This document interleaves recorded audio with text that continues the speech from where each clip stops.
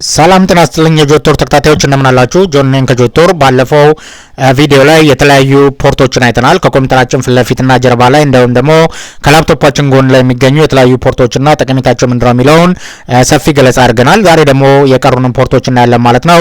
እስከ ቪዲዮ መጨረሻ ድረስ ተከታተሉኝ። ስለዚህ ዛሬ የምናየው ፖርት ደግሞ ታንደርቦልት ተብሎ ይጠራል።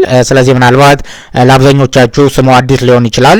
ስለዚህ ኮምፒውተራችሁ ላይ ግን ታንደርቦልት ተብሎ የሚጠራ ፖርት አለ። ስለዚህ ታንደርቦልት የሚባለው ምንድነው?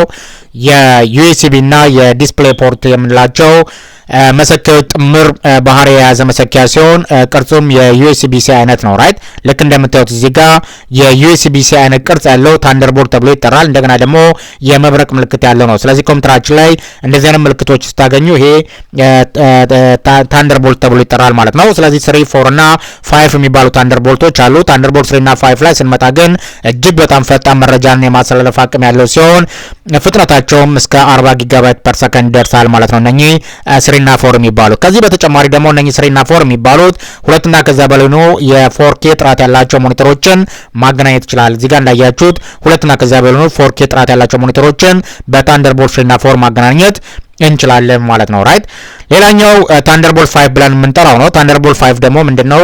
እጅግ በጣም ውድና አሁን ላይ ያሉ ዘመናዊ የሚባሉ ኮምፒውተሮች ላይ ብቻ የምናገኘው የታንደርቦልት አይነት ነው።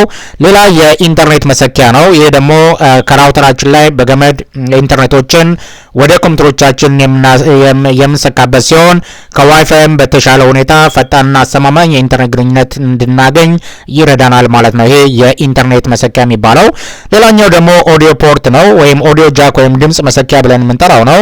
ይሄ ደግሞ ሄድፎንና ስፒከር ለመሰካት የምንጠቀምባቸው ሲሆን የቅርብ ጊዜ የሆኑ ደግሞ ድምጽን ከማውጣት በተጨማሪ የማይክሮፎኖችን ለመሰካት ያገለግላል ማለት ነው። የመጨረሻው ደግሞ ኪንግስተን ሎክ ተብሎ ይጠራል። ይሄን የምናገኘው ምን ላይ ብቻ ነው? ላፕቶፖች ላይ ብቻ የምናገኘው ነው። ይሄ ደግሞ አነስተኛ 4 ማዕዘን ቅርጽ ያለው ሲሆን ላፕቶፕ ኮምፒውተሮች ላይ ብቻ ነው የምናገኘው። ስለዚህ ላፕቶፖቻችንን ከሌባ ለመጠበቅ በገመድ ምን ማድረግ እንችላለን? መቆለፍ እንችላለን ማለት ነው ላፕቶፖቻችንን። ስለዚህ እንደዚህ አይነት ፖርቶች አሉ። ጥያቄ ካላችሁ ኮሜንት ሴክሽን ላይ አስቀምጡልኝ። ጆን ነኝ ከጆቶር። መልካም ጊዜ ይሁንላችሁ። ቻው ቻው። ሰላም ሁኑ።